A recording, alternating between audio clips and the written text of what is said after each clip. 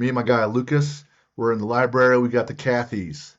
We got Cathy and Catherine. So if you know the difference, Cathy, um, former Marine, 62-year-old, kind of didn't really meet her at the New York City SEAL swim, but kind of did through Catherine, a little bit younger, right? Different age bracket.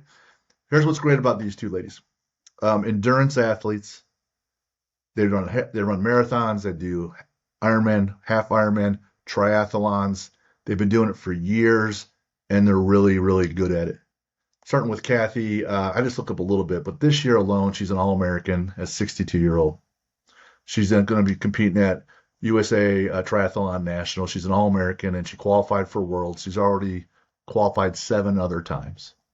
Okay, her dad, father, Hall of Fame swimmer. So awesome pedigree, and she's been living it ever since.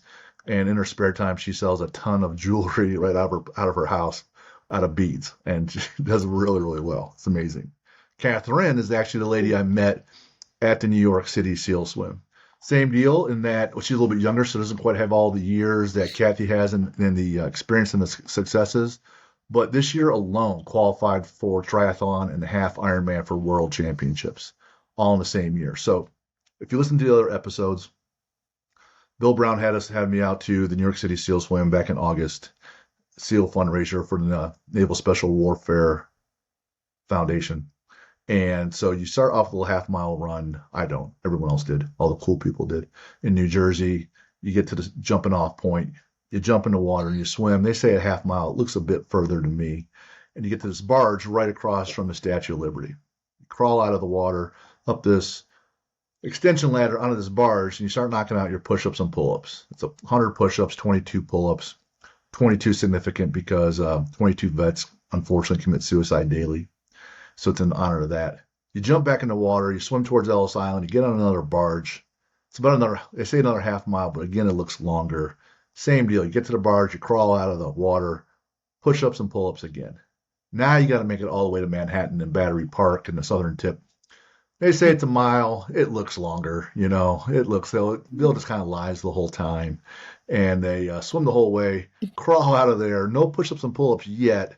You pick up your U.S. flag and you jog to the World Trade Center. And then you knock out your push-ups and pull-ups. And I was just there, spectator, supporting the event, meeting folks, having a great time. And it's at the end, I'm listening to the speeches at the World Trade Center site, which is this outstanding moment, and the speakers were great. And Catherine walks by, and is a super tall blonde lady, real lean, and obviously athletic. So she's participating in the event. And I was like, well, I came here to meet more people. This lady's walking by, and I haven't met any females yet other than Shani, who was actually on the boat. And we had her episode drop last week. I'm going to go up and meet Catherine and say, hey, girl, can I talk to you real quick? And she's like, yeah, what's going on? Super approachable and nice. I'm sure I creeped her out. She's like, what the hell's this guy doing? What's this all about? I'm like, I run this podcast. I want to meet more athletes. I want to get in your heads and find out what you great people are all about. I need the tips and tricks. And I'm like, and I'm looking at all these people. Everyone's wearing these blue suits. And there's one chick. I go, there's one chick. I don't know who this lady. She's wearing green of all things. One person's wearing green. Like, she's got to stick out. She must need the attention, right? This lady. I'm like, do you know who that lady is too? Because that lady, she's not even wearing fins. And fins are required for this swim. So this chick who's got to be in green, she's not wearing any fins, giving the finger to the whole world. So I'm going to do it anyways. Can you find her too? And selfishly, let's just see if we can make this work and be on the show. And you're like, hell yeah, let's do that. It's like, cool. If you ask, I guess you get sometimes. It wasn't like that for me in high school when I was asking females out. I had to ask a lot to get a yes. But this time, since it was not as threatening, apparently, I got a yes right off the bat. So we got Cathy and Catherine. Cathy, the Marine, Catherine, the account representative here, right? So completely different backgrounds. Great ladies. Cathy and Catherine, welcome to the show. Thank you for being here. Looking forward to getting into it.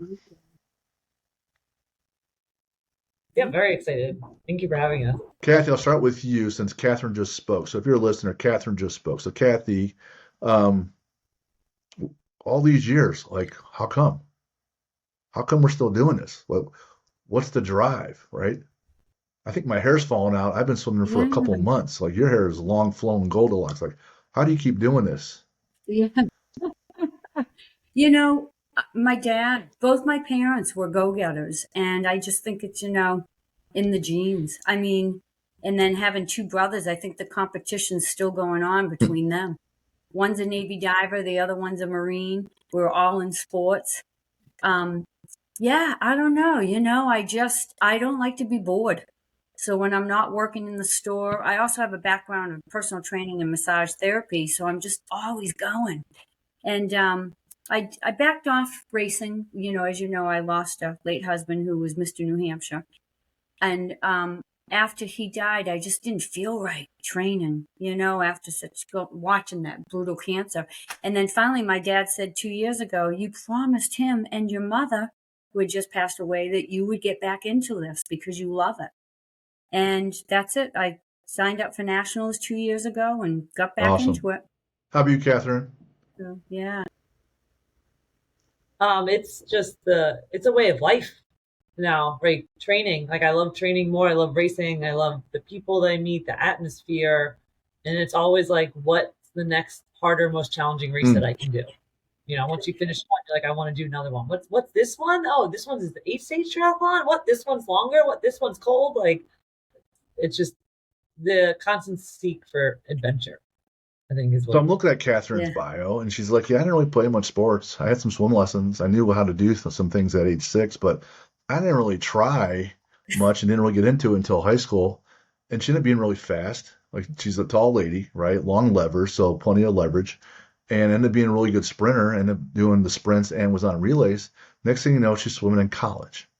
Who just starts as a freshman and then makes it to a college team? So, some listeners are going to kind of hate you because other people are like starting from the get-go. You graduate college, and now it's just like, well, shoot, I can do more stuff. I don't have to just swim and stare at a boring black line. I can actually swim outside and do some other things, add some running, add some biking or whatever. So now it's just kind of evolving, and you're just adding more and more volume, distances, and challenges is what it sounds like, Catherine.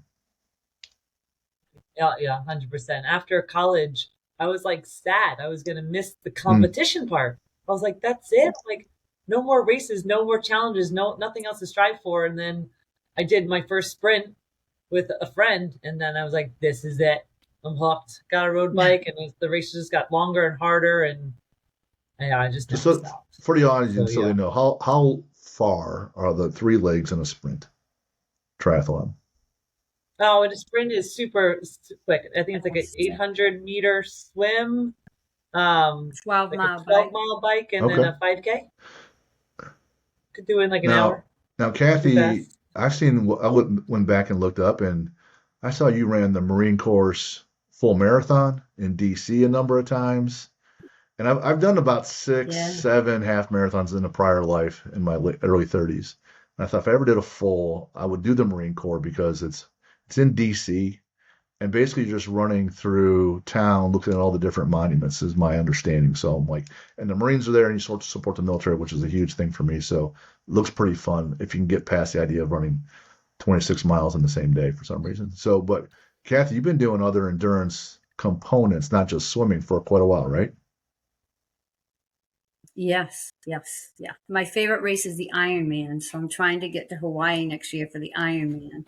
I figure I have one good one left. So that's 2.4 mile swim, 112 mile bike, and 26.2 run. That's in Kona, right? Kona? Yeah, so actually they changed it. So this year it was last Saturday in Nice, and I've done that course too. It's very hilly. And they divided it so that the men and women are different. So every other year the men do Kona, every other year the women do Kona. So hopefully they put it back together again soon, because I think it's fun when everyone goes off on one gun and you're just all racing together. Of the 3 legs, which is your favorite? Come on. All 3. All 3. Favorite. I love all 3. I love all 3. My bike got kind of messed up this year because I purchased a new bike, and I finally, Catherine got sized, and I had the last 3 days have been phenomenal. I've done 35 to 40 miles and just hammered it. And I always was a runner. My dad always said the 2 things in life that I should have been was just a marathon runner and a deep diver, where you go down and hold your breath for like about 4 miles. So for me, for the best feeling is the swim. If you get in that mode of where the water is with you and it works with you, I don't breathe heavy at all coming out of a swim. So that was where that course I took that I told you, Tony's course, will change your swimming completely. So there's hope. I did purchase those So courses and I haven't been through it. Some of the things you're already pointing out to do, the guy that's been coaching me was pointing out a lot of the same things. Instead of fighting your body mechanics, gliding and using the overall momentum. But it's a completely foreign workout training program for me from what I've done for most of my life. So that's awesome. The amount of volume you got to do to get ready for a full Ironman or even a half. Like how many hours a day, how many hours a week are we talking here for you guys? I probably training is probably a little bit more easier for me, Catherine, because you're in New York City. I asked her, I'm like, how do you train living in the city? Oh, it's so easy. It is because Central Park, I guess, right? Yeah. But see, for me, the swimming for me is great because I have the ocean that way 1 mile, 2 pools that way 7 miles, Olympic-sized pools, and then I have Styles Pond. Like right now, we're having shark sightings, so you can just go to the pond. We're still swimming in the pond, and that's over and back, like 2,400 yards, 2,400 meters. So we just do it double. And when I'm getting ready for an Ironman, when I was getting ready for the Navy SEAL swim, like you, I was trying to do 3 miles every time I got in the pool. Very boring, but just getting in there and doing the distance. And I did that for probably about 3 weeks prior. And now I'm just doing, because Worlds in 2 weeks in Spain is an Olympic distance. So it's the 1 mile swim, the 24.8 bike, and the 10K run. So I'm swimming about 2,200 meters, but trying to hammer it every time I get in the pool. Because that's my claim to fame. I usually get out in the top. At Nationals this year, I didn't. They had us go off and then called us back because we were just about to get into the water and then we couldn't see the buoys. And then Tim called us to go back in 23 minutes later. I'm like, Tim, dude, I can't see the first buoy. So I had to keep stopping, lifting my goggles. I couldn't see the buoys to turn. So I'm really looking forward to Spain because I usually get out of the water top 3. So, but yeah, once you get into that pattern on swimming, your breathing's going to be a whole lot easier. If you're watching this recording, I don't know if you noticed Catherine's eyes get really big when Cathy mentioned the sharks. And if you know anything about Cathy's bio, I'm sure no one does because I'm the only one here with it other than Lucas. Catherine loves sharks. Why don't you talk about that a little bit in your bike as well? Yeah, so my nickname with Team Red, White, and Blue is Nemo. Is all a joke when my mom told a story about how when I was little, like 6, she knew it was me swimming in the pool because I would swim and like my one arm was just like a little half stroke, like a Nemo fin. And when you tell like military guys a story, you're gonna get your nickname out of it. So I'm like at West Point. It was a West Point try. I'm like, I'm going to get my parents food, be a good daughter. They came and cheered me on. And meanwhile, my mom's telling everyone this story.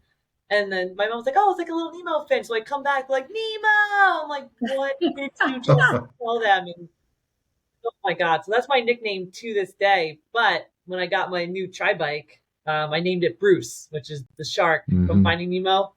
So it's like Bruce and Nemo. But the other thing too is I don't know if I'm allowed to say my villain Go ahead. story, but my greatest villain I put on there is Jaws. Because the other thing too is when I was a kid, my sisters and I thought it was a good idea to watch all the Jawses in a row.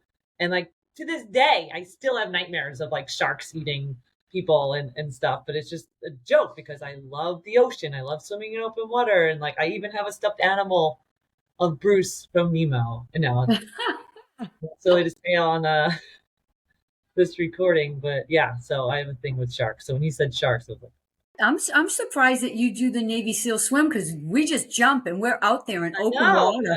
I know. And you can't see 2 feet. If you put your hand, it's black when you look in the water. It's black.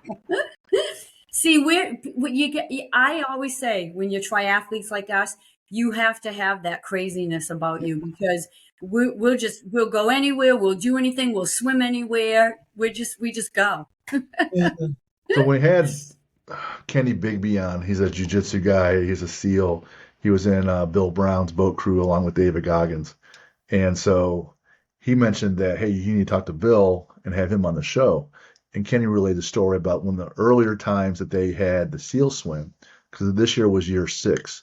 So a few years ago, he calls up Kenny, hey, Kenny, you got to come on out here. And Kenny goes, because Kenny was researching, he goes, Bill, there's bull sharks in the river. Now, sharks are in the ocean, but the Hudson River is a river. It's fresh water, but bull sharks will come up and in the fresh water and be fine. Yes. And Kenny's like, there's no fucking way I'm coming in up there, for that. There's no way, but Bill got him to do it, and he came and did it. So, Catherine, if sharks are a little bit of a concern for you, and they're an enormous concern for me, how do you deal with that? They're just like, even though swimming, I was an ocean lifeguard at Ortley Beach in New Jersey. Even I would watch Shark Week. I don't know why. I would watch Shark Week in August and still go lifeguard. And as I'm swimming my laps, I'm thinking, what if a shark was to bite on my leg right now? What did I hear in Shark Week? Oh, punch it in the nose. And those are the thoughts going in my head as I'm swimming. I'm like, well, if I'm going to go this way, it's the way I'm going to go. If a shark's going to eat me, it's going to eat me. Yeah, I'm terrified. Thinking about it all the time. We just keep going forward. That's it. Yeah. I think it makes us swim faster. Yeah. How cold? It's like living on the inside, like adrenaline rush. The adrenaline gets your heart pumping. It makes me a little nervous about that even more because it eats up more oxygen. How cold was the water that day? And then what are some other cold swims? Because you said this triathlon's even colder, so I want to do that one. On that day, it was 74? It was 74. Yeah. The water was beautiful. Beautiful. Yeah. This pool that I'm at, they keep it at, I swear to God, 88 degrees. It's awful. 88. I'm like, what's going on? And then they have these folks that are there for water aerobics. And I'm like, come on, man. Good for them is right. Yes. Yeah. That's exactly what I was thinking. It's for them. Good for them. Yeah. So 74. Yeah. But what are some other cold water swims you guys have done? I've done Alcatraz twice. The Alcatraz is 48 to 52. Man, you swim fast in that one. And that has sharks. Yes. But 2007 when I did it, that's when I crashed and shattered all the bones in my neck. That year when I did it, they're like, sharks, you never see sharks out here. So I crashed, broke all these bones. I said, that's it. I got to go back. So I went back, did the race in 2008. And then it was 2009 that the shark came up on the dock and got the sea lion. And in 2007, when we did the race, there was a dead whale in the middle of the ocean. And you jump off the barge right in front of Alcatraz, and you have to swim across and then down towards the Golden Gate Bridge. So you don't just swim the 0.9 miles across. You go down. It's like about a 1.7. The water was so cold, Jim, that when I got out, I felt like I was running on the big ball bowling balls for the entire time, because it's like a mile run back to your bike at the transition. And I never warmed up on that entire bike. That water was so cold. So that was probably pretty cold. But I think, Cathy, wasn't it cold? It was cold when I did the SOS race. I thought a couple of the lakes were pretty chilly. Yeah, that was another one. So SOS is Survival of the Shawgunks. That's the one I did last year. It's an 8-stage triathlon. So you bike 30 miles, and then you run, swim, run, swim, run, swim, run. It's 4 runs and 3 swims, but you have to run and swim with your cabin goggles and your shoes. So when you swim, people stuff their shoes behind their pants and their shirts. You got to carry your shoes, and then you got to run and put your shoes on. But the lakes are cold. It's up in upstate New York. It's freshwater lakes. And then you're running through the woods. So that was my new challenge last year. Oh, I loved it. I loved it. And when you run through the woods, the rock climbers, they're climbing these rocks, and they're looking down at you going, what's that chick in the bikini running? Because I wore a 2-piece, so I could shove one down my bra and a sneaker down my back. So I had the 2-piece on, and I'm running through the woods, and I went without goggles because I didn't want to carry goggles. And you don't bring your water. You can just open up your mouth and drink the water. It's so pure. I just drank the water in the lakes for my nutrition. And I just opened up my mouth and go.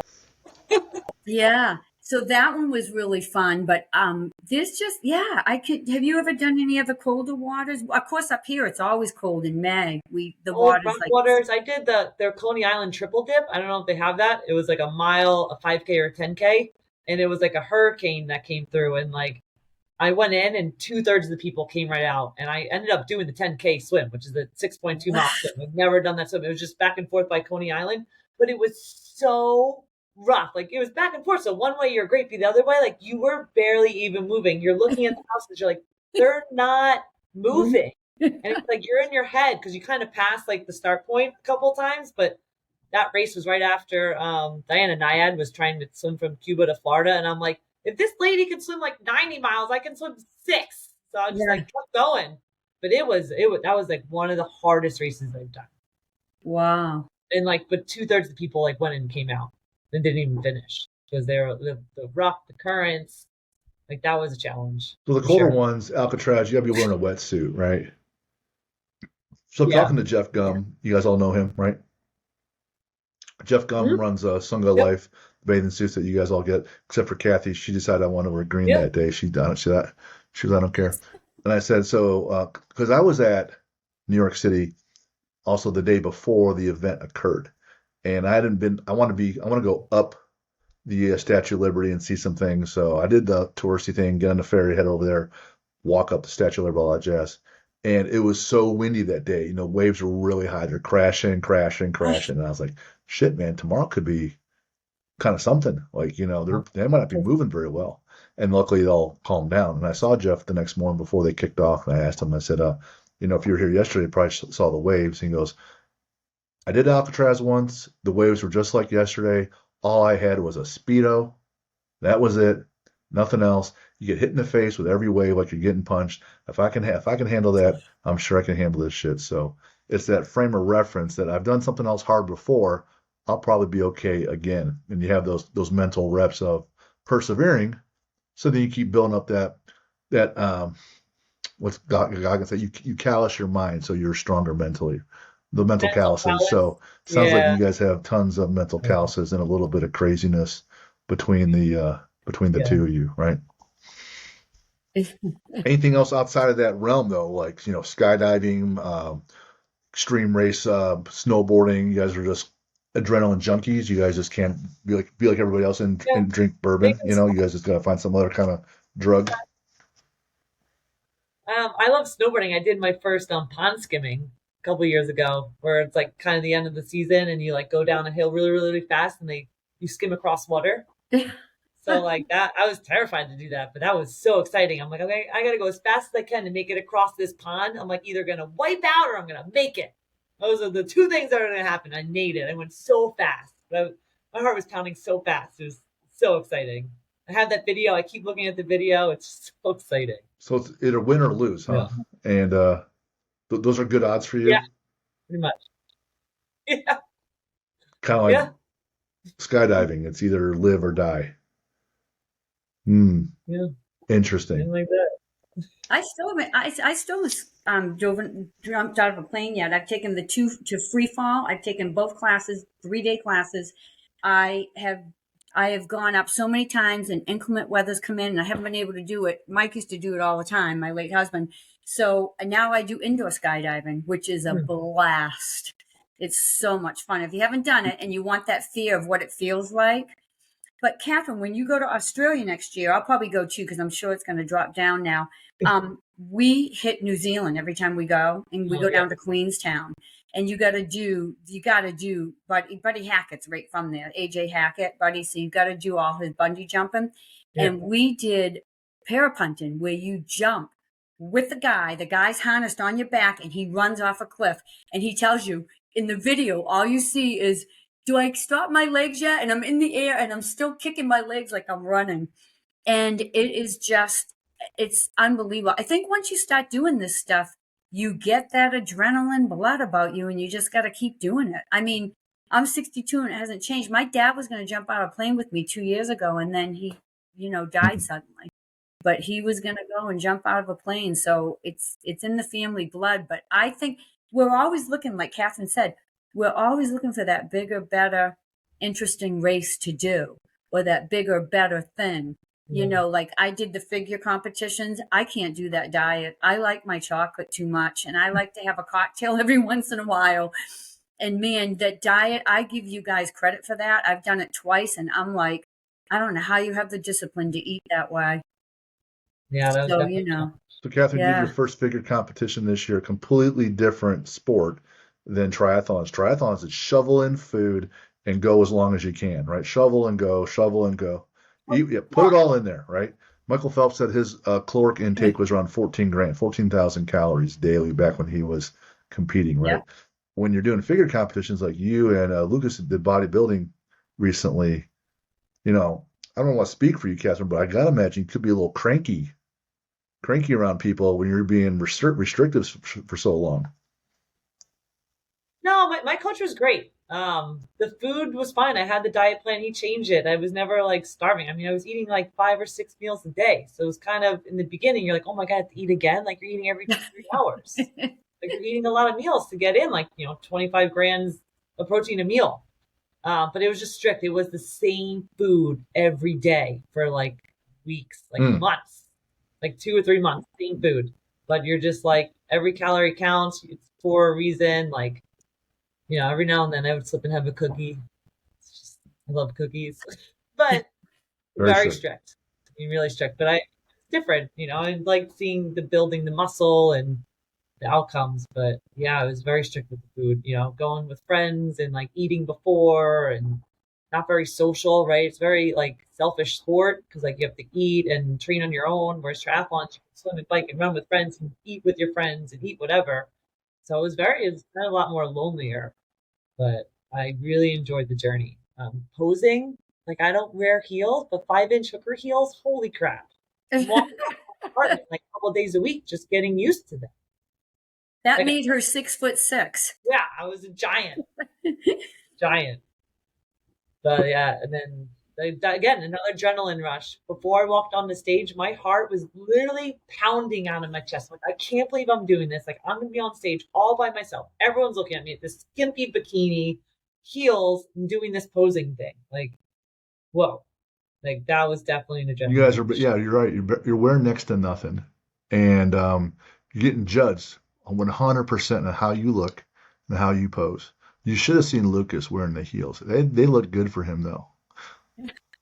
That's Right? not fair. You guys can wear bare feet. That's Yeah. not fair. Why can't we wear going bare feet? Yeah, my heels got me to 6 foot. Yeah. Man, Yeah. For either of you guys, I don't guess. I'm guessing that the bodybuilding figure competition is not really a big thing going forward, right? It's fun to do once or twice, but it's not really the thing you're looking to do. Cathy's already out. She said, Yeah. No, I'm actually kind of, Catherine, oh, you did this to me. I saw hers and I went, you know what? I should just do this one more time in honor of Mike. So John Cena was just in my friend's store. He, as you know, him and Mike were good friends, and he came in. And I'm like, you know what? I think I got one more of those left in me too. So I've already kind of started dieting because I wanted to get like about 5 pounds off for Worlds so I can run my sub 8-minute miles. And I like that diet. I pretty much stay on a bodybuilding diet, but I sneak in my cookies and my chocolate because I felt so good on it. And I did 6 months of dieting like that. And I just did the same thing every day. Scrambled eggs, a little bit of oatmeal, my protein drink, my fist-sized protein at lunch with a little bit of salad and my asparagus. Repeat that at nighttime. Have a half a sweet potato every once in a while. And I mean, I got ripped and ready for that show 10 years ago, and I loved it. And when I look at Catherine's abs, I'm like, that's it. I'm doing a competition because Catherine's got some rocking abs. Worked hard for them. Yeah. One of the guys we dropped him today is Kyle Maynard. And if you guys know him at all, Jeff Gum introduced him to us. And he's done some endurance things, some mountaineering, like Mount Kilimanjaro, 19,000 feet, 22,000 foot, the tallest peak in South America. I can't remember the name. Akanga, maybe, something like that, Mount Akanga. Anyways, long story short, bestseller at 18, ESPY award winner, ESPN documentary. The fella has done jujitsu and competed nationally. He's born where his arms end at the elbow and his legs Wow. end at the knee. He was born that way. So when he's fighting people in jujitsu, he's just fighting people, not someone else with the same issues. He's just fighting people, and he's winning, right? And so when he climbs Mount Kilimanjaro, I'm sure you guys have done or seen someone do a bear crawl in football. Like that's what he does. That's what he did. Yeah. Like when I'm hiking, I got the trekking poles. I got everything. I need all the help, right? This dude's bear crawling all the way up to 19,000 and then separately to 22,000. And that's all he was God given. No hands at the end of his arms, no feet, nothing like that helping him out.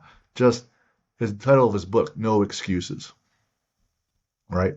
And has his own Wow. documentary. So another great outcome from going out to that event, other than meeting you two ladies, but you guys should check him out. The point is this: I was going to ask, do you guys do any mountaineering or anything like that, or any type of extreme treks like that? 40 miles, 50 mile, 100-mile Yeah. race, anything crazy like that? Because you guys seem, unlike everybody else I ever dated, with you, the answer seems to be yes to everything. To every question I ask, the answer seems to be Yeah. yes. Catherine, you be good because you're still really young. You should look at the Legend 100, and you have to have. I'll come be your support. You have to have support because you go out. It's like a 24-hour race. You would be phenomenal at that. Yeah, I've done like the Ragnar races, right? Where it's like a relay and you camp out and everyone does turns like running a leg, like a loop. But they're just like, 8, 6, 7 mile loops. But it's like a 24-hour thing and you just like race throughout the night and stuff. That's Yeah, it. no, you should do the Crazy. Legend 100. You'd probably win it. You'd be really good at it. The only problem is you got to wake up like at 2 a.m. and go for long runs because you have to be out there for the 24 Yeah. hours. I got a quick funny story if I can tell you. So Mikey G, who owns all the health food stores, he's done a marathon on every single continent in every single country. He's incredible, and he'd be someone good to have on your show. But him and I've been racing together since the late '80s, and we were sponsoring this one guy, and he was doing the 50 miler. We have one here in New Hampshire, Mass. If you want to do that one, let me know. I'll hook you up. And he was doing the 50 miler, and he's like, Mikey, I just got to sleep. Just let me sleep for a couple hours. Just let me sleep. So Mikey's like, okay, lie down. So he gives him like 10 minutes. He looks at his watch and he's like, Marty, come on. You've been sleeping for 4 hours. Come on. You're going to lose. We got to get you up. Literally only had 10 minutes worth of sleeping and he got up and he just continued. It was so funny. I'm like, Mikey, you're so mean. But things like that are great. Yes, I do. I run out Mount Washington. Yesterday I was climbing all the trees in the apple orchard. I'm one of those ones that I will never grow up. My husband's like, oh my God, get down. You're going to break a bone. You're going to do something bad's going to happen to you. Catherine, I don't know if you saw my Facebook I post. did. When I got down and my coat got caught, my daughter and granddaughter were losing it. I jumped down out of the tree and my coat stayed in the tree. It was so funny. But yeah, I'm never gonna grow up. Matter of fact, Dave was supposed to pull the ladders out today. I'm getting up on top of the roof to clean all the skylights myself, and it's a pitch like this. I'll blame myself to a tree on the other side of the house. I have no fear, none whatsoever. Talk about how, with all that you guys been doing physically, talk about, you said you guys have to have a lot of food. But Catherine says that she's plant-based, and Cathy, I don't think that you are. Talk about how you guys get enough protein and enough fuel to give yourself enough energy to do what you guys do. We'll start with Catherine, who does less plants for some crazy reason. I watched Game Changers, and it was a game changer. So I don't know if you've heard of Game Changers, but it's like that documentary on Netflix where it's all these athletes that are performing better, recovering faster when they stop eating meat. And it was COVID. I lived by myself, so I just was like, oh, let me just give this a shot. I'm cooking everything I'm eating. I'm alone. So I did it, and I was like, my squats were high. I was getting my PRs on squats. I ran the half marathon in Atlantic City, fastest time ever. Wasn't sore the next day. Like I was just, I've never looked back. So I've been stronger and faster. I get a lot of protein. It's like tofu. I eat a little bit of fish, but I still do egg whites, right? So it's like plant-based. You just kind of everything in moderation.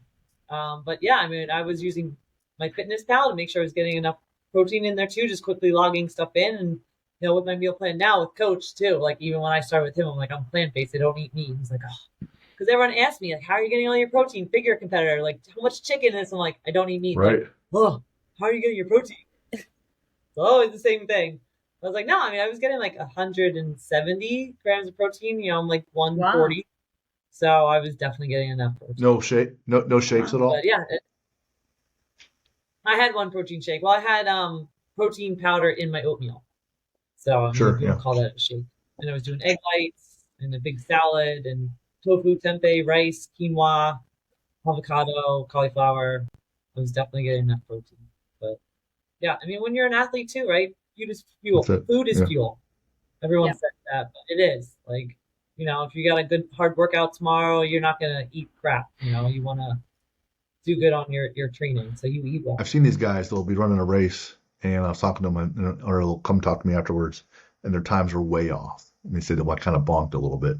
I go, "What happened?" He goes, "I usually eat this and this the night before and the day of. I got behind, I got late, so I didn't get nearly the amount of calories. I did plenty of prep. I got plenty of sleep. I did months and months to get ready for this event. And just in that 1 24-hour period of not giving themselves enough fuel, and it kind of fucked the whole deal for them, Yep. Right. Fuel or water, then if it's a hot race, you didn't drink enough the night before, you're dehydrated and you're done. And maybe you're even cramping now. So it makes a big difference. How about you, Cathy? Yeah. Are you just all chocolate all the time to get ready for your races and stuff? So I'm a lot like Catherine. I'm not a meat eater just because I don't like it. Never really have. My parents used to go and buy the cow at Hilltop, and we grew up on the meat and the potatoes, and it was like, oh. I eat a lot of fish because I live right here. We can go right to the docks and get it. I eat a lot of egg whites. I love eggs. If you put me on an island with dark chocolate, egg whites, and probably raspberries, I could live the rest of my life. So I'm a huge fruit eater, and I make a huge fruit salad every day. I make a huge salad every night at dinner. I don't eat nuts because a lot of them come from like the third world countries. By the time you get them, they have mold. Like my husband tends to buy those Tate cookies, and every time he buys one that has like the walnut in it and I take a bite, I can taste the mold. So I'm huge about staying away from nuts and lentils and stuff. So I pretty much try to do salads. Protein is mostly egg whites. And like last week, I think I did mostly egg whites the whole week. And, I threw in a couple yolks. I'll do like 6 egg whites and 2 yolks, whip up an omelet, throw in some asparagus, a little bit of Gouda cheese, throw it in some nice, maybe Dave's healthy bread. I just incorporated bread back into my diet. I wasn't eating bread at all. So I think with all the training I'm doing, I needed more grains, But I'm a lot like Cathy, although I do like chicken. And if I do eat meat, we go up to this place called Carl's, and we'll get, only the grass-fed meat, and we'll get fillets, and we'll do that maybe one day a month. And we'll have a nice fillet. You have a number of years. I'm not calling either one of you old, but you have a number of years of data, of reference points. I know I need this many hours of sleep. I know this many liters or gallons of water to get ready for this event or do this much volume of training. And Catherine's like, hey, I need at least 170 grams of protein. I weigh 140, right? So that's 1.3 times body weight in grams per pound, right? So it's obviously important to have those measurables so you know how you perform. And it takes a number of times to kind of figure that out. Man, the first time I ran a marathon, I needed this. I tried it out and I was okay. I'm trying it again. Okay. 2 times in a row, 3 times in a row. See, all right, this program seems to be working. Then, life throws you a curveball as you're 10 years older and you're like, shit, I probably need a little bit more, or I need a little bit less running because my joints are this and that. So you're always changing that. But the point is, you got to keep notes in some kind of log or journal on how you're performing and how you're recovering and how you're eating, because all that matters.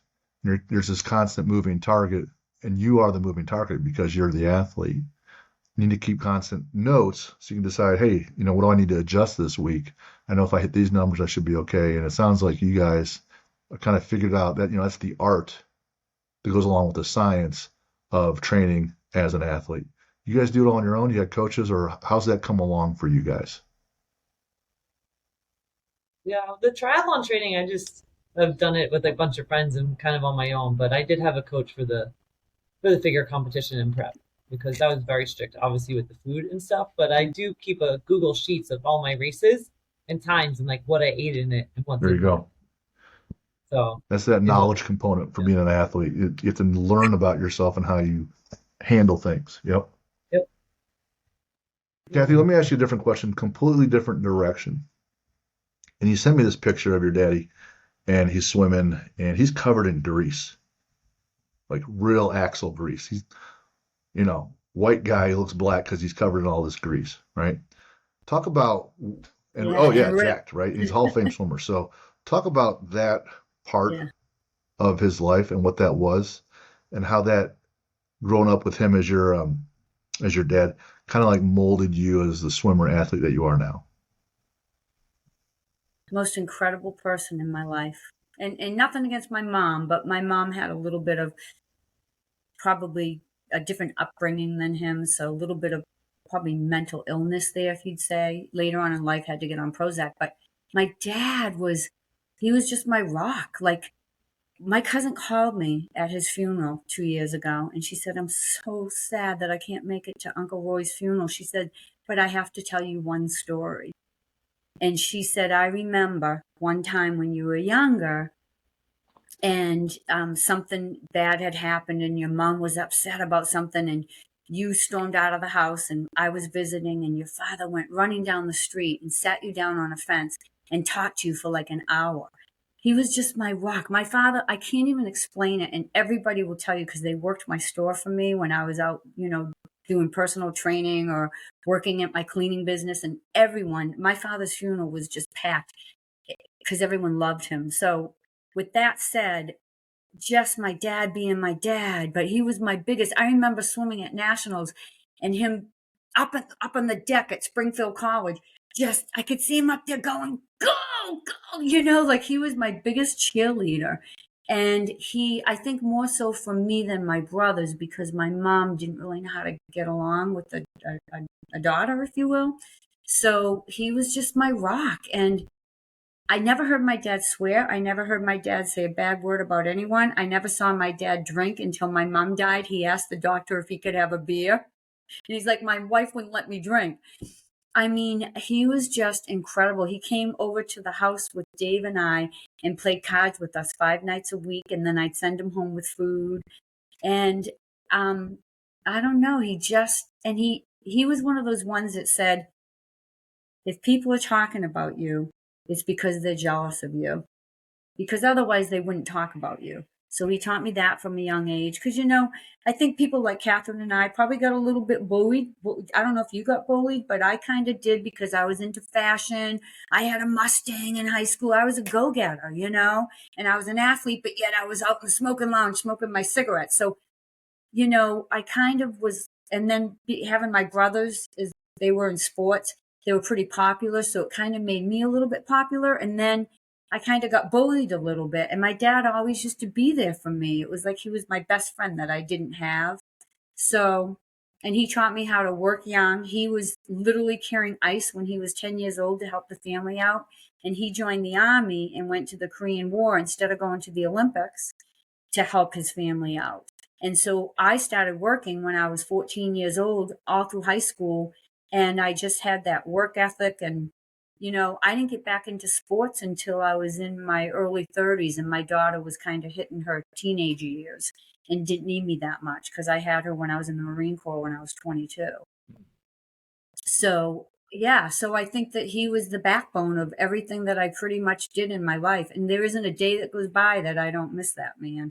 And my husband says it too. He goes, every time I put money in my change thing, he goes, it brings a tear to my eye because I think of him playing poker with him every night. So, yeah, I'm so lucky that I had a dad that brought me up. And because there's so many kids out there that don't have their dads, you And know? sometimes they do, but they're not present. Bring the story full Yeah. circle and explain why that picture he's covered in the axle grease. So back then they didn't have wetsuits, and he used to do the 5 mile Pike to Peak, Mm-hmm. Pikes Peak, swim. And I've done that in the Maine. That'd be a fun one for you, Kathy. It's right up there in the Portland, Maine harbor. And 2 times, I think 7 times he did it total. 2 times he got hypothermia. So they covered themselves in axle grease because they didn't have wetsuits back then. I don't know what the scuba divers did because scuba diving became really big in the 40s. And this was 49 to 53, I think was on that picture, right? Yeah. The one I sent you. So, yeah. And he was captain of the team. And I watched my dad swim. I took him to the Portsmouth pool, 12 arm lengths in a 25-meter pool. I'm at 21 still. And that's with gliding, 12 arm lengths. I'm like, how do you swim like that? And he just made swimming so unbelievably smooth. It was unbelievable. They all did. There was 4 of them that were in the Hall of Fame. Oh man. But yeah. So axle grease. Catherine, I'll have to text you that picture. It's awesome.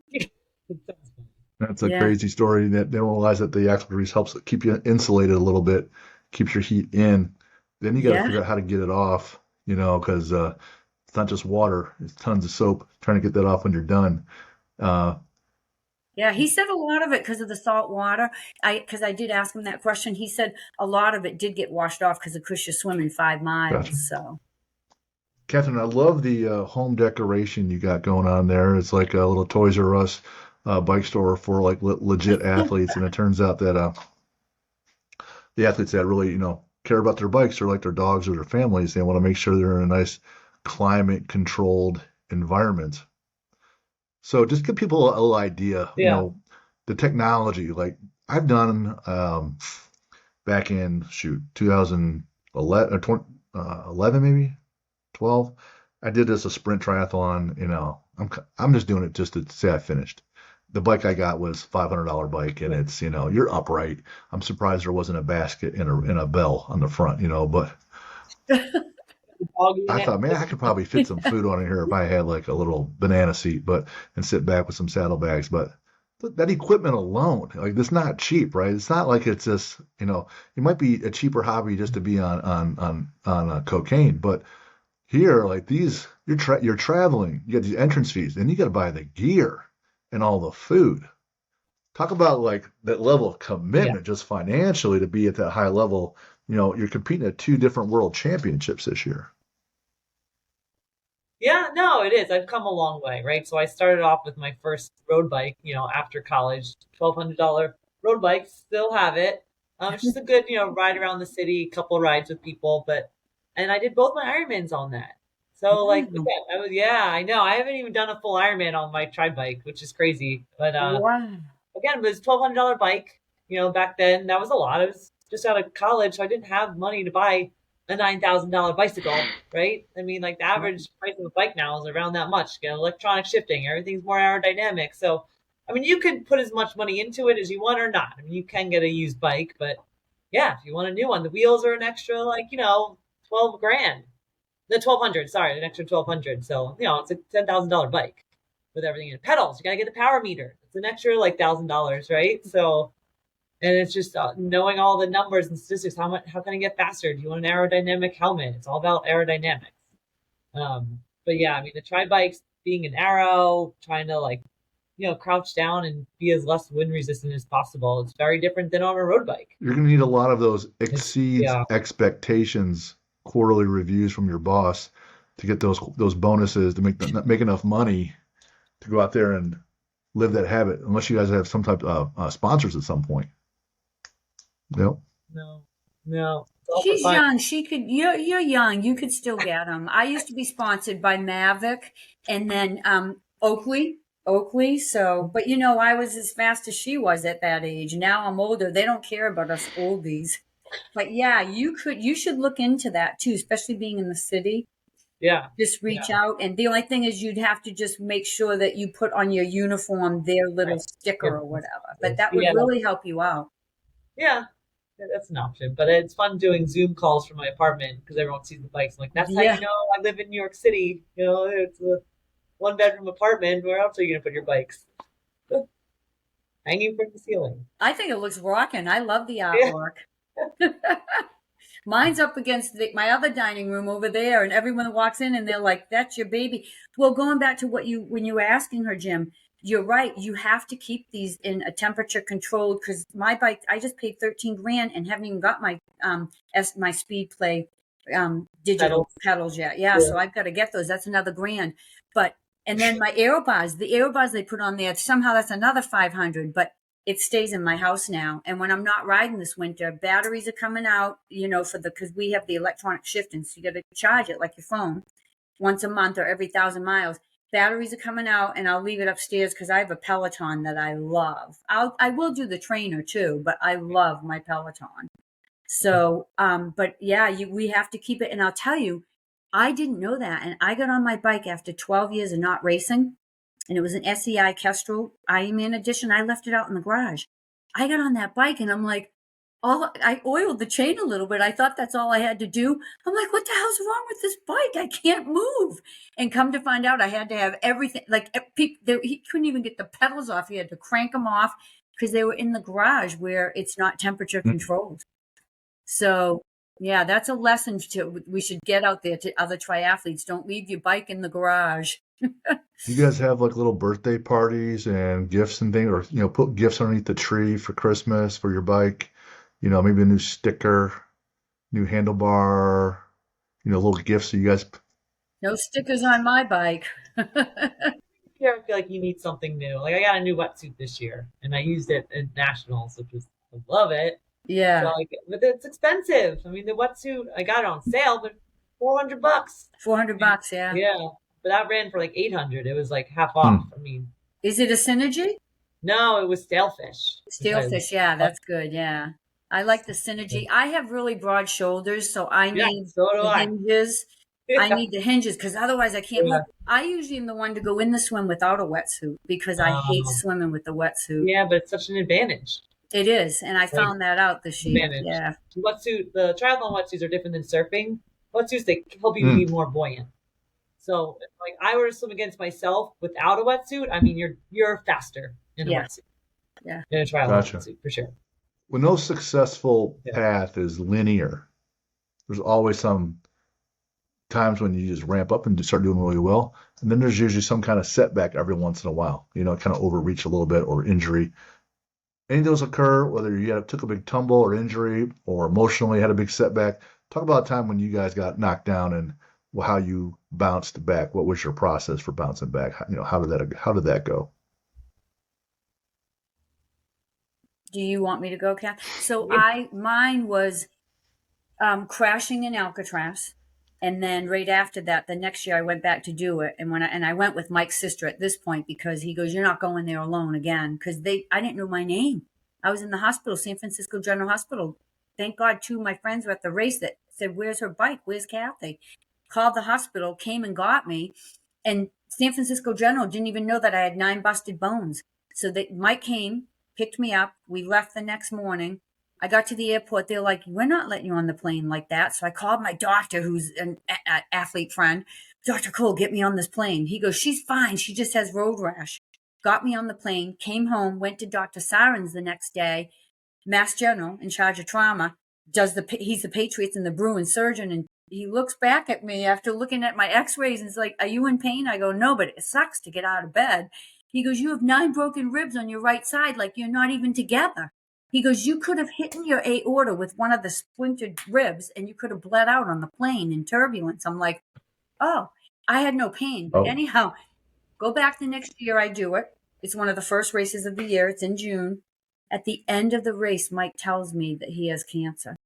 And it was just such a blow to me that I was just like, oh God. And I couldn't race. He begged me to race. So I went back did nationals in 2011 because it was here in Burlington, Vermont. And I've always been top 5, top 6. I was like 48th. I'm like, that's it. I'm done. I can't race ever again. Then he died a couple months later and I just couldn't race. So that was really tough for me. So coming back has been really tough, but I'm starting to feel it now. Like I had phenomenal run today. David's like, "I didn't come down to the beach yet because I didn't expect you here already." I'm like, I think I just did like 7:30s for that whole 6 miles. I feel it coming back. So I think that you just have to get it in your head. It's an individual sport.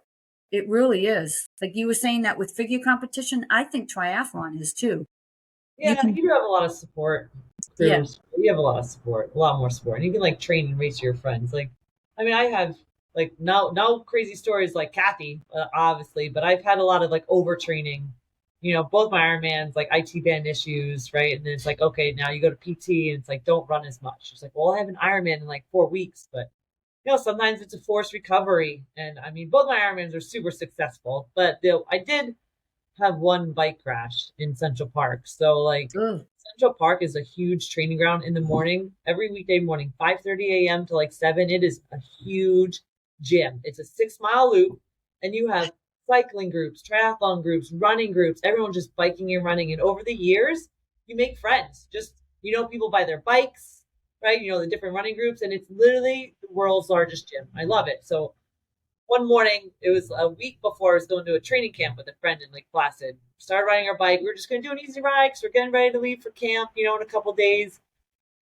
Literally just started the ride, and 2 dogs were chasing each other and slammed into my drive side and like threw me off the bike, and I like literally landed on my face. So I had like road rash all over my face. I mean, I was fine, barely even scratched my helmet, got up, went to the side, but my bike was pretty much totaled. And like that sucked. Like I think I had New Jersey triathlon in a couple weeks too. So like the bike's totaled. Oh no. But it's like, you gotta be happy, you gotta think of the positive things, nothing's broken, it could be worse, blah blah blah. But so I went to training camp too a couple days after. Took my road bike, it was like I have my road bike. It sucked because everyone's gonna have their tri bikes, everyone's Ironman training, and I got my dinky ass, super old vintage road bike. But I was just happy to be riding, happy to be alive, So long story short, I ended up suing the guy and getting a new bike, and I got him to pay for it. Awesome. 16 months later, though, 16 months of court dates and a lot of paperwork. But yeah, I mean, it was his fault. Like, and your dogs in Central Park should be on a leash, and he wasn't off the leash. He ended up chasing another dog, crossing into the bike path. And, the cops came, fire trucks came, got a police report, and I ended up going to small claims and suing for like just under 10 grand. And I got everything. So it's a mindset. You can keep looking at the negative things. You're like, all right, everything's okay. I'm fine. On to the next thing. Slowly get better. It's fine. But it can really get you down there. Love it. I bet you that guy has those dogs on the leash now. Yeah, I don't know. I always like look for him. I'm like, would I see this guy again? So, I send out this questionnaire to help you guys like prepare for today and help me prepare with questions. And I loved Catherine's comment about teammates. And she said she's really good at being a Sherpa. So for her teammates. So those that don't know, you're climbing a major mountain, typically like Everest. They have local people that live there. They're referred to as Sherpas, and they're just like these pack mules. They're people that carry all this stuff because we're not good enough. We're not fit or strong enough to carry it ourselves. So they have to help out. They're carrying ladders and all these bags and all your gear because you're not. They just keep doing this as a living year after year. So, Catherine, talk about being a Sherpa for your teammates in the triathlon world. What's that mean to you and to them, and how's that play out? Because that's a huge piece of being a teammate. It is. The last couple of years, I've been to Lake Placid as a Sherpa. Like my best friend, Colette, who I think Cathy you met, she was at the SEAL swim. Yeah, her boyfriend Hugh actually is a SEAL. So like he swims in it, and she's my number one Sherpa. I carry the bike pump for her in the morning, whatever she needs. Carry her glasses, make sure she gets to the start. I mean, if she needs anything last minute, run. I mean, I volunteer for the Ironman, but I check out her bike. So when she finishes, her bike's in the hotel room, like all done, like ready to go. You just whatever they need. And it's just funny because like 2 years ago in Lake Placid, there was a lot of girls on our team that we train with or whatever. And there, like one girl, I was having lunch with Colette. The other girl, she's like, "Hey, I want to go for a quick bike ride, around Lake Placid." She got wheels put on, race day wheels. She's like, "Can you come with me?" Because sometimes you don't want to ride outside of Lake Placid by yourself. And my friend's like, "She's got to pay for you." She's like, "You're my Sherpa. She's got to pay for your services." But I just love cheering my friends on, making sure everyone's good. They got what they need. Whatever they like run around. You need something last minute, I'll go get it. Like I just know race day nerves, last minute stuff. But it's a lot of work. Sherpaing, going around, you got to cheer them on. You got to take pictures too. That's another role of being a Sherpa. Like it's a serious job. It's like It really is. But I mean, I love making sure my friends are successful in their races it's like the with me. ultimate, maid of honor for the wedding. But it's an all day deal, physically. Yeah, You're doing all the details so that other person can enjoy their day, right? So you're constantly having yeah, to help out, and it's huge. It's huge. No one ever gets there alone. And like even if you're like my son Jack plays college football, like there he gets free tickets to games. So if there's more people that want them, well, not every kid goes. Every kid that goes to the games and plays, not all their parents travel, or not all their family can travel. Sometimes it's pretty far. So some of those kids don't utilize those free tickets. But some other parents will bring other people in the family, so they need more. So then you're kind of like trying to round up tickets. And if you're a pro athlete, that's just one piece of, hey, it's game day. I get to help out, do these other things. If you get if anyone take any of that stuff off your plate, it's just one less stressor. And one less stressor means Yeah. you're going to have more ability to perform, right? So um, because your nervous system's, running on a full tank of gas. Cathy, how about you? You seem like your dad was your rock and your first husband. It sounds like your second husband as well. Like I'm sure you didn't get there alone. Talk Oh, about times when obviously. your teammates came through for you and you did the same. Nationals last year, well, just to say that too, like in SOS, Catherine, you have to have someone because you dump your bike after 30 miles. You drive your bike 30 miles away and you never see the bike again until someone picks it up. who wants to So take it back? some races you have to do that. But I like what her and Claudette have going. Claudette said that she has done the same for you too. And I'm like, oh, that's, Yeah, we're each other's Sherpas. yeah, We such support a each other. great idea. I love We that. have a great community of girls that support each other. Like again, that's why I'm saying triathlon is more of a team sport. Yeah. Well, so we do. I got a couple examples. Last year at Nationals, I had such an awful race. Still had my old bike. I don't know what happened. I got out of the water, top five, pulled in on the bike. I think I was like eighth. And then on the run, just one by one, all my friends are passing me going, "You all right?" And I'm like, just go, just go. Don't, just go. I'll catch up. And then, so the next day, I took myself out of the sprint as I did this year. I know my level. I know that I didn't want to get hurt. So I took myself out and I showed up at the race.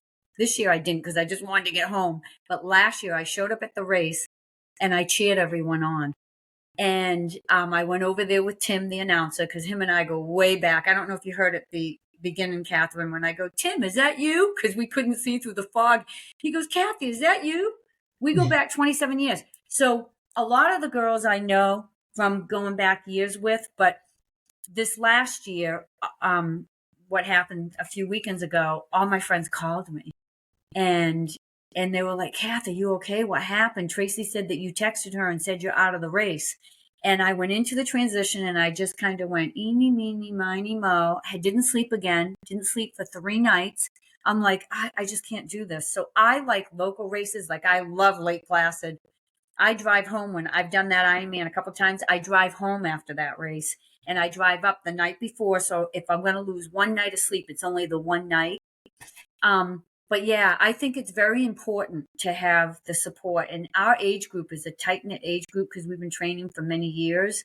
But what happened to me at the Title IX race the weekend before nationals, a girl came up to me and it was a time trial swim. So you go two at a time. And Tracy and I hang out in the back because we always get one and two there. So we hang out in the back and we just go last and we just have a blast swimming past everyone. And we're laughing because her and I get out of the swim the same time. We get off the bike at the same time. And then I can usually outtake her in the run, but I'll run with her for a while. And this girl came up to both of us that had just aged up to our age group. And she was from Manchester, New Hampshire, and she had a fit. Now, this is an all girl race. Everyone comes in. I do all the jewelry in the winner's bags. Like it's just a tight knit group. And there's 600 females doing the race. And this girl was just so pissed that I got first and Tracy got second. And she's like, "I beat you. I came across the finish line before you." And I said, "You know what? No problem. Let's go over to the timers." and no one was there. We pulled out her number, and I forgot to look at what time she went out. So I went up to Tim after, and I said, "You may want to clear this. She thinks she beat us, and I want the first place because we get points for the national rankings." I said, "If she got first, she should get the points." And then as I got to the parking lot, Tracy was putting her car in, and she goes, "That sucks. I'm no longer second. I got third." And I'm like, "Well, we don't know that yet." And then all of a sudden I looked at her and I go, "Wait a minute. You and I went out last. She went out at least 80 seconds before us because it was every 10 seconds. And she was like 1 and 2. And we were back at 80 seconds behind her. And I never saw the girl at nationals, but she said she was going to be at nationals. And I said to Tracy, I said, "Whoa, we might want to just tell her, look, it's an all-girl race. We all work together." And I tried to calm her down by saying, "Look, if you beat me, then you rightfully." But then I realized after she only beat me, she only crossed the finish line before me because she went out way ahead of us. So in the time trial races, it's pretty tough, But for the most part, I think that you always get one straggler that kind of is like, "I got to win and I got to be first." I'm like, hell, at this point, I just hope I get across the finish line without crawling like Paula Newby Frazier or Julie, whatever her name is, in the Ironman, So, but yeah, it's. Last year, I was the best Sherpa duty. Was 3 of my friends qualified for Kona, so I went to Kona and was 3 of their Sherpas. Oh, That your was turn like next. Your the turn. best girl trip. Like, it was triathlon heaven. I was swimming, making sure they were all good. Drove around the minivan, put all their bike boxes in there. Like, that was like the biggest, best trip of my life. Like going to Hawaii with 3 of my friends to see them race world championships and be their Sherpa. That's awesome. Loved every minute. That's awesome. Yeah. Catherine, we're entering tomorrow is a fourth quarter of 24. Do you have anything else left on the docket in just this year alone? Not 25, but just this year. Anything else left? Yeah, I ran Tunnels to Towers yesterday, which is the 5K in Manhattan. So it's like one of the largest 5Ks. It was raining and cold, but you run the route that one of the firefighters ran. You run from Brooklyn to the World Trade Center. So he ran for 9/11 with all his gear on, his firefighter gear. So it was a very emotional race. A lot of people run. A lot of people come out and cheer, families, for a good cause. So I had that yesterday, but I'm also doing the Army 10 miler with a friend. I'm going to run it with her 11-year-old daughter because she, wow, one of my closest friends, but she recently got sick with like breast cancer. So she can't run it. So she asked me to run it with her 11-year-old daughter. And I'm so honored to. Like, I love them both. So, and I've been wanting to go down to DC to see her. So I have the Army 10 miler coming up. Yeah, it's in 2 weeks. That's amazing that an 11-year-old can do 10 miles. Yeah, she's just gotten across country. So I envision her going like out really, really fast and then dying and then me crawling across the finish line. But we'll see how it goes. Those little kids like, I'm going to do this so fast. Oh, crap. 10 miles, I can do it for 2. Yeah. So it'll be interesting. How about you, Cathy? Yeah. World Championship in 2 weeks I'm doing. And then I want to do, I was going to sign up for Spartan races and do my first Spartan race November 11th at Fenway Park. And then all of a sudden they came out with, well, if you want to skip that obstacle course, you just have to do an extra 10, push-ups or pull-ups. And I'm like, that just took the breath right out of me. I'm like, no, I want the competition. Because see, at your age, Catherine, you have so much competition. At my age, although we had last year at the starting race in nationals in Wisconsin, we had 96 girls. We had one of the biggest waves. So I think these women hit 60 and they think they can conquer everything, So we've been kind of having a bigger race. There's 18 U.S. girls that are going to nationals, and then there's a lot of Great Britain, German girls. And I have a goal. I want to be definitely top 10 U.S., but now I want to be top 5. I think I could make 6 with the girls that are running. Deb, who got 7th in this race, I usually beat her, and I just had an awful race. I don't know. Catherine, how did you feel? My hips just started feeling better now. They had us run on a boardwalk. I'm like, I didn't train on boards. Yeah. No, I love the race, man. My swim was great. My bike, I just wanted to go as fast as possible, and then I just gave it all on the run. Yeah. I'm praying it's not in New Jersey next year. Praying. I'm like, please just bring it back to Vermont. Atlantic City's gross. Who It's wants to go back to gross. the city? Yeah. So many people said, don't touch the bottom. So I don't know if you saw me, but I did a belly Yeah. flop when he said, go in. I just totally flopped and I went, Yeah. I'm swimming right over there. And then when I was swimming, the tide was still coming in. You could Yeah. you could drudge the sand on the bottom. Yep. And I'm thinking, do not hit any needles. Do not hit Oh, man. any needles. Yeah, you swim in the back bay of Atlantic City. You're not swimming in the ocean. It's like the back bay of like gasoline and like garbage. Ugh. Yeah. Oh, Yeah. And you come out with a muck beard. So they always say, like, you know, no, I learned my lesson because in Australia we did. And at the end of the race, I'm like, everyone that has peach fuzz had like a beard. muck So beard. the minute just before I get on the bike, I splash myself because it's disgusting. Yeah. I learned that lesson a long time ago. You know, it's great you guys do those events, and then you do the charity events, the tunnels, the towers, and then the New York City SEAL Swim. You know, at the end of the SEAL Swim, they had, you know, great speakers. They had the fire chief and police chief that were on site during 9/11. And if you've seen or read Lone Survivor by Luttrell, Danny Dietz's mother, she spoke. You know, so great things. Selfishly at the gym, at my gym. In October, we do a big breast cancer fundraiser called Unbreakable Boobs because the gym's called Unbreakable Athletics. And then May, we do Murph. So have you guys done Murph? It's a bit of an endurance workout because it seems like you guys like to travel, and I don't see you guys coming to Indiana very much, but we'll be hosting Murph again. It'll be, maybe the 14th year that we've done it, and probably the 20th time I've done it. If you guys want to come out. Is it an obstacle course? No, it's a 1 mile run, and then 100 pull-ups, 200 push-ups, 300 air squats, 1 mile run. Some people will break up the 100, 200, 300 and doing like 20 rounds of 5, 10, 15. Some people just do it straight through. Ideally, you do it straight through and you wear a 20-pound vest, guys, 14-pound vest, girls. It's great. We'll raise money. I send it to the Michael Murphy Foundation, and then some other charities that we do here locally. But in May, Memorial Day weekend, it's a huge ask that you guys come because that weekend is also, there's kind of a big race in Indiana called the Indianapolis 500. And it's the same weekend, right?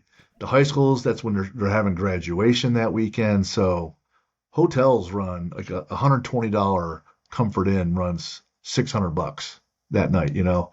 So, but if you guys could make it out here for one of our Memorial Day immerse, that would be outstanding. Selfishly, if we can get you there. Hey, when I went to the Indianapolis with the Patriots playing the Giants, when I went to the Super Bowl, we had to stay the first night at like a Motel 6. My best friend and I, we both had just lost our husbands. He had gotten killed at an explosion in Middleton, Connecticut the year before Mike died. And so we went out there and we're like, I can't believe we're paying $3,000 a night for a Motel 6. It was awful. And then you have to like commit to like 3 or 4 nights there. I'm like, what are we, crazy? And we get the tickets for cost. We didn't even have to pay. Our tickets cost us $995 because I get them through my roommate from airline school was married to John Shaw, the president of the Rams.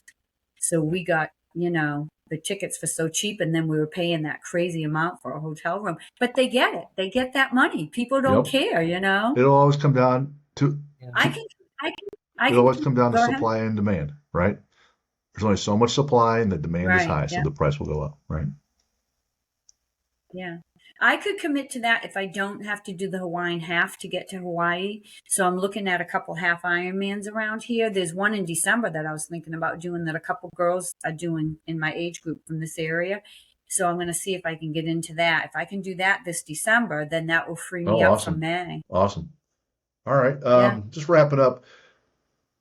Cathy, when you're training, what do you listen to? Oh, I love the Eagles.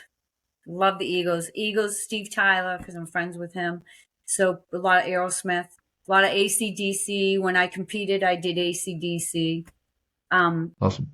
Yeah, I don't know. I need some of the soft music. Like today, I kept rewinding Desperado for some reason, and I had a great run.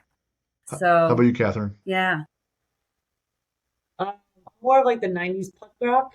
like Linkin Park, like The Used, a little bit of Kevin Rudolph, a little Nice. EDM. What's a buck? What do you think of the new lead singer of Linkin Park? She's not bad. I Yeah, don't know. She has a good voice. yeah. Yeah, I'm digging it. Catherine, what's a bucket list adventure you haven't done or been there yet? I mean, to go snowboarding over in Europe, and I was just talking to friends today about Gotcha. it. So one day I want to go. I've only Fun. been to West Coast, How about you, Cathy? so yeah.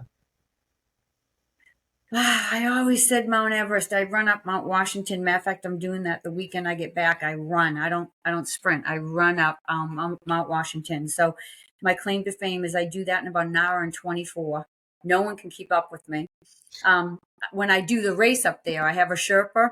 And 1 year, like the friend that doesn't run at all, loves to drink and party, kept up with me. And I'm like, she's like soaking wet, 100 pounds.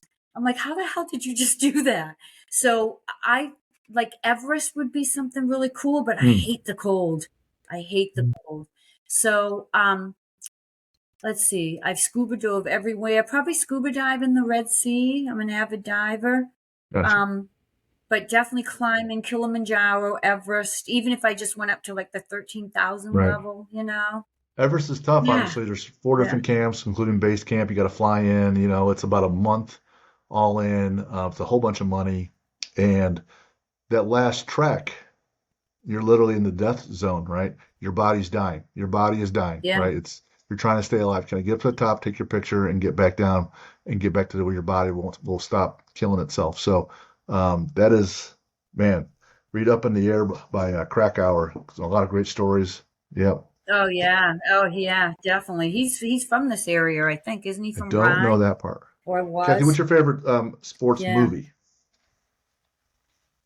I was gonna say Gotcha. Rudy. That was Catherine, by the way. Meet Rudy. Yeah. How about you, Cathy? What's your favorite sports movie? I like Oh, Rudy too. boy. Rudy, and I love my all-time favorite movie is Top Gun because I was stationed in Okinawa when that came out, and I saw it. I had just given birth to my daughter. We got a babysitter, and we went to watch it, and it was just the entire movie theater was Marines, and it was really cool. So, but Rudy for sports, I would Cathy, say. favorite sport to watch? Favorite sport to watch. Oh God, hockey in the playoffs. I love it because it's fast. That's a hard question because I'm such an Olympic girl. Every sport in the Olympics, I just love the swimming. I love gymnastics. The Olympics. I don't know. My dad brought us up. He was an athlete, so every sport and any sport. I grew up on myopia polo fields. I love to watch polo. My new husband, he's a pro tennis player, so.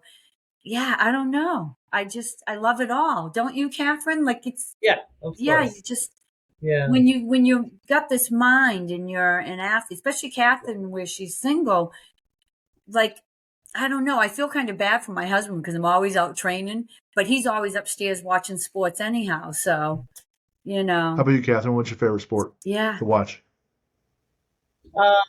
Football. I like Catherine, watching do you have a football. favorite athlete A lot. in any sport to watch?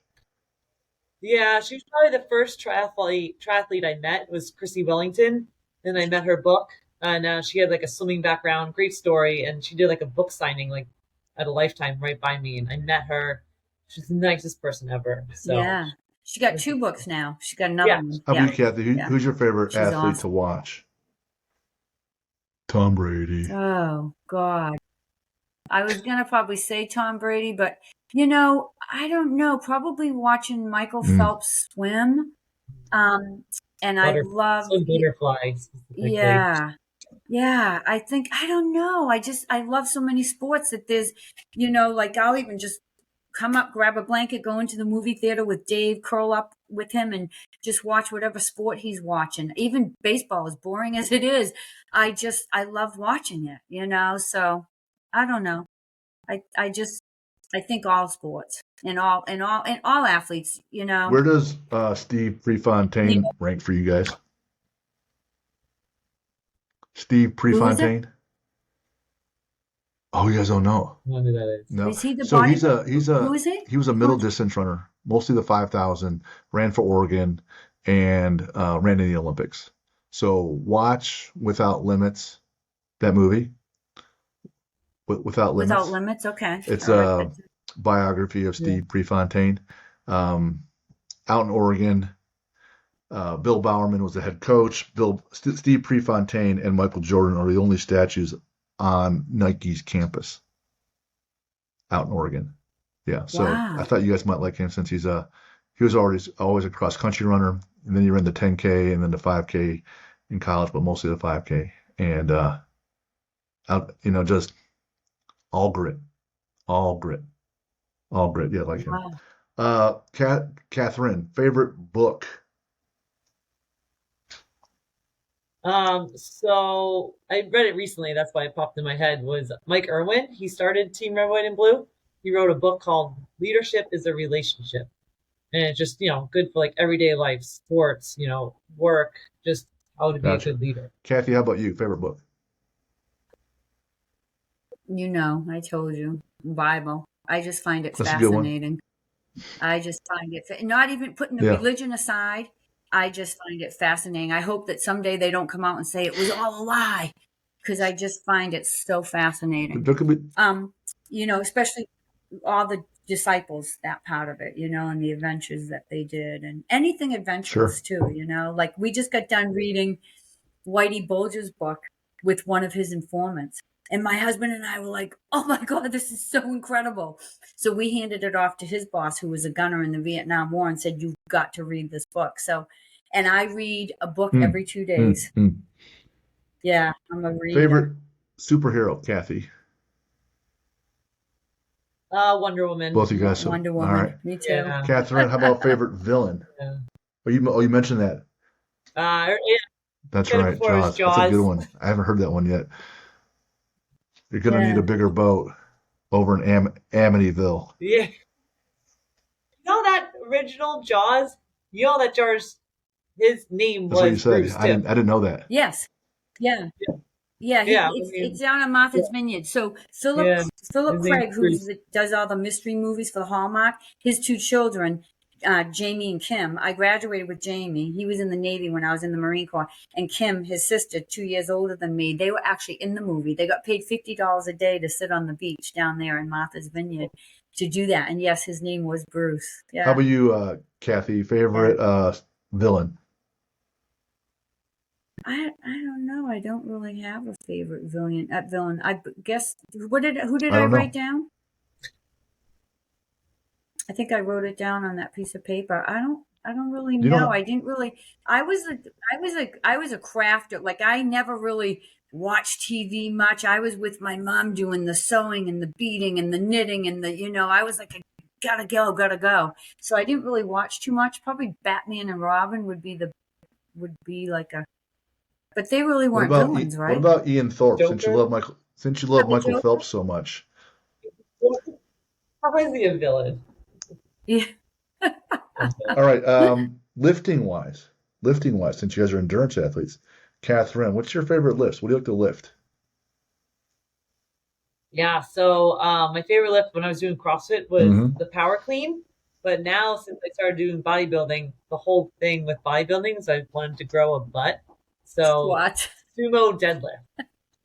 Sumo deadlift is like my favorite lift now. I get excited when It it's absolutely does sumo grow that deadlift. ass because you're so wide. So those hips got to grow, Or a really wide Yeah. stance box squat will do very, very similar. How about you, Cathy? What do you like to lift? So I Mm-hmm. love box jumps, squats. I was trained through ISSA, so Fred Hatfield. So I love squats, and I know you have to be careful with them, but I just love them, and I love tricep kickbacks. I'm on the Peloton all night doing the Peloton rides, and I'm just doing the tri kickbacks the whole time I'm pedaling. I just love the tri Awesome. kickbacks. So there isn't anything in weightlifting that when I was training for the figure competition, I loved all of the weightlifting. Gotcha. Matter of fact, you got me back into it, Jim, because you're like, why aren't you lifting? And I'm like, I don't know. I just didn't think I needed it. And now that I started lifting again, I'm Yeah. feeling great. You want to have that Yeah. power and that muscle endurance, it doesn't come from a lot of body weight reps. You have to do resistance training and then if anything that'll help me in the swim will be the leg kick or the pulls that I have, right? Because I have that piece. It's not the cardio endurance. But if you have that leg kick, if you have that strong core, like especially when you're running, right? People don't think, strong core, strong back really that big of a deal. But once you really fatigue out that muscle area, your posture is going to change, which means your gait is going to shorten, which means your hips are going to hurt, and you're going to run slower with a shorter gait. Stronger hips, stronger core, stronger back, you can hold that optimal running pose and that gait so you can be as fast and as efficient at the end. Usually people aren't wrecked cardio-wise or too out of gas and they can't run. It's usually their mechanics break down because the muscle endurance isn't there because they don't lift enough, so. Yeah, I get that. How about you, Kate? Well, so when I look at Catherine's abs, like every picture of Catherine, it's like, look at this chick's abs. I'm showing my husband. He's like, damn. So for me, strong abs, Right. strong back, and where I've broken my back. So Yep. the abs, yeah, you got to keep those Catherine, abs you got a favorite strong. quote? Yeah, I have two. The one I say a lot is if it doesn't challenge you, True. it won't change you. Yep. And then the other one is I stole it from Bill Brown, but he says it all the time is adventure therapy. That's exactly what the SEAL swim is. Like it's adventure therapy. And he said that one time and I was like, that's absolutely so true. Like when I was on that first barge, like there's the Statue of Liberty, there's all these men. Again, it's like 300 men and like what, 8 girls? Yeah. Maybe? So it's like me everywhere. I'm like, I could do this all day. They're all just doing some pull-ups, some push-ups. It's a beautiful day. There's Statue of Liberty. I was like, I could do this all day. And it's like my happy place. And it's adventure therapy. I love that. How about you, Cathy? You got a favorite quote? I have a ton. I think my best one is what Dad always said: "What you don't do, you'll never know." So you gotta do. Like it's like, Dad, should I do this? And he's like, if you have to second question it, I don't know. And then he's like, but if you don't do it, you'll never know. Mm-hmm. Awesome. Man, great time today, guys. Catherine, where can we find you? If people are, out there, Facebook or Instagram stalking you, where can they find you? Yeah, Instagram is great. I'm on that a lot. It's just Cathy.Hart12. So and how about you, Cathy? Where can people find you? So Cathy Remington, but CATHI on Facebook. And I still don't know how to do Instagram, but I see all your posts. And if you want to, for all the girls out there that want to have awesome abs, definitely check her out on her Instagram. I mean, her abs, I'm sure you got first in the show you did because your abs are ripped. Yeah. Fortunately, figure competitions, not that many competitors. It's a lot harder. It's like 20 bikini girls, but it's like 5-figure girls. So I mean, the problem now is the most going pro, Catherine, and when they do, you'd have to gain 30 pounds. Katie's one of the girls I want you to hook up with, Jim. She's a pro figure, and I said to her, all right, Katie, I want you to train me. I'm going to do a show on April 30th, and then I'm going right into a half Ironman. And she goes, you can't do a show. She goes, even your size, and I'm a pretty good size. I mean, I'm like 122, 5'4". She's like, nope, you got to put on about 30 pounds to do figure. So they're getting bigger and bigger. Yeah. Lucas, you know that, right? They're just getting huge. Yeah. So, Cathy, what's a shout out for your bead store? Beadcreative.net, BEAD creative.net. What all do you have there, roughly? What do you have there at the store? Like, what do you guys specialize or what are you known for? Okay. Everything. I'm the largest retail bead store in the world. We have, if you just go on the website, you'll see 2 girls walked in today at 9:30. I'm like, whoa, I'm not even open yet. And I was ready to walk out the door to go for a swim and play hooky this morning. And they walked in and just went, oh God, I think I'm having a heart attack. I don't just carry one bead. If Miyoki makes it, I carry everything. If you're going to be a bead store, you have to be a full boat bead store. So. And I'm not online because I don't want to spend my life packing up beads for people and sending them out. So I'm just like your little, family bead store, and it's very successful. So awesome. Until it gets bad, I don't have to sell online. That's awesome, man. Cathy and Catherine, thanks so much today. For those that are listening, you want to email us your questions, info@athlete athlete-builder.com. Also, the website athlete-builder.com. You should be able to check it out. My book is releasing here soon, so we'll be on the lookout for that. And there's swag online as well. So if you're looking to represent what we're talking about and our culture and our mantras, you'll find some swag there. Cathy and Catherine, man, great time today. A lot of fun. You guys had a lot of energy, great stories. So I didn't ask half the questions I had written down, but great insights. Just awesome time, man. What a gift. And best of luck to you guys in your endeavors with all the events you do, the charity events you do, all the adventures, all the risks you take, right?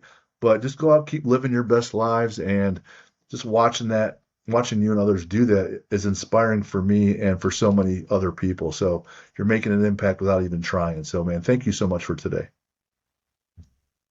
Thank Thank you. you for having us and sharing our stories too. It's been an honor.